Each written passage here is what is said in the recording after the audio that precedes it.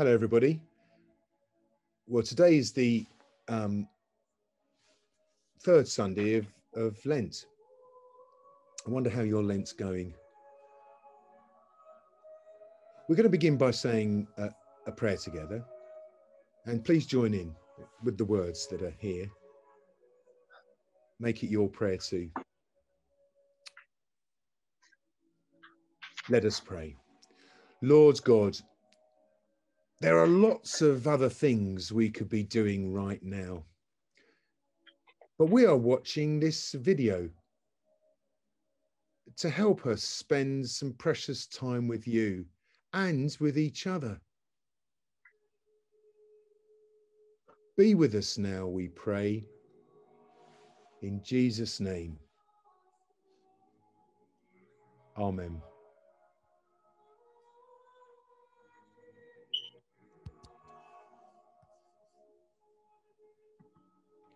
Well, welcome. And just turn this off. It's really good to see you all. We've got some friends in the house to help us today. We've got Jesus, and we've got a lawyer, and I believe we've got the some Jewish authorities.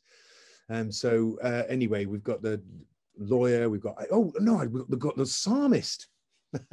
So anyway, welcome to them and welcome to you, and thank you very much for watching our sermonette today. I'm going to go back on because we're going to have our reading, and please do follow it if you so wish. There we are. Let's get it up. And here's our reading today, and it's actually taken from John chapter 2, verses 13 to 22. And if you'd like to take time reading it, here it is. So you can just pause and read it yourself. But we're going to read it to you. So John chapter 2, verses 13 to 22.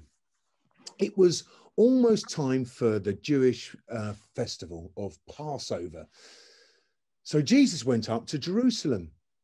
And there in the temple, he found some people selling cattle and sheep and doves. There were also some money changers seated at their table. So he made a whip with cords and he drove them out of the temple, the whole lot, the sheep, the cattle and the doves. And then he overturned the tables and scattered their coins all over the place. And he told those who were selling doves, "Take these things out of here. Stop making my father's house a marketplace." His disciples remembered that the scripture says, "My devotion to your house, O God, burns in me like a fire." Then the Jewish authorities, they said to him, "What miracle can you perform for us to show your reason for doing this?" Jesus answered them, "Destroy this temple. 3 days, I'll raise it up." Then the Jewish authorities said, "Are you really going to raise our temple back up in 3 days, something which has been under construction for 46 years? But the temple that he was speaking about was actually his body. And a little while later, after he was raised from the dead, his disciples remembered what he had said, and they believed the scripture and the word which Jesus had spoken.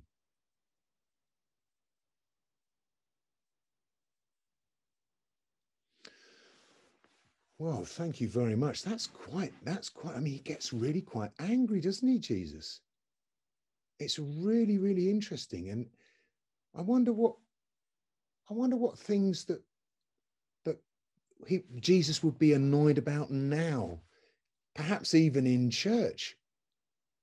I wonder what things would kind of get at, but that Jesus kind of railed up like that. It's quite extraordinary. Well, Jen's got a little activity you might like to do. Are you there, Jen? Are you in the house too?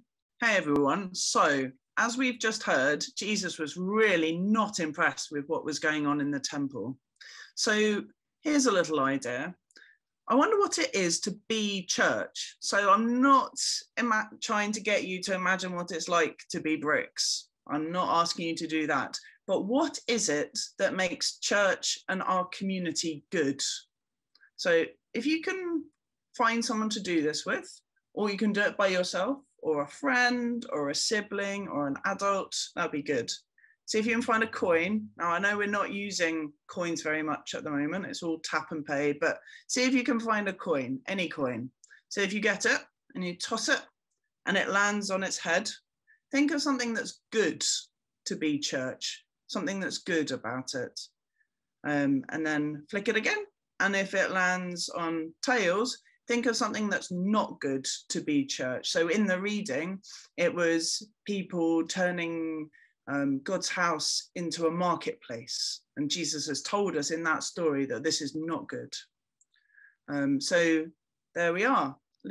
Just a little activity for you to do. If you come up with some good ideas, let us know. Drop Graham an email or send an email into the parish office, or somehow let one of your adults to let us know. Have a good week, everybody. Thank you so much, Jen. That's a great thing to do, little coin flicking. And don't forget, you can also join in with our activities. All our activities are there. And please look on family resources. And this is this week's activity sheet. So perhaps there's another thing that we can actually do. Decide on something that you can clear out of your life, or something that you don't really need, that you want to make a change this week.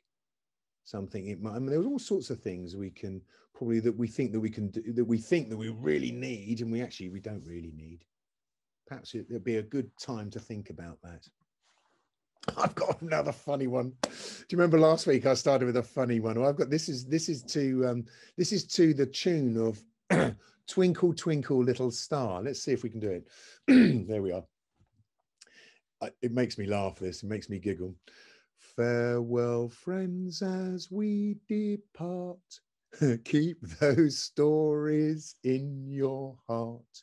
Through these days of Lent we know that our faith in God may grow. Through temptations in our days, be like Jesus through our ways. Well, it perhaps is not as bad as last week's. Have a really good week, everybody. Keep safe, keep well, and God bless.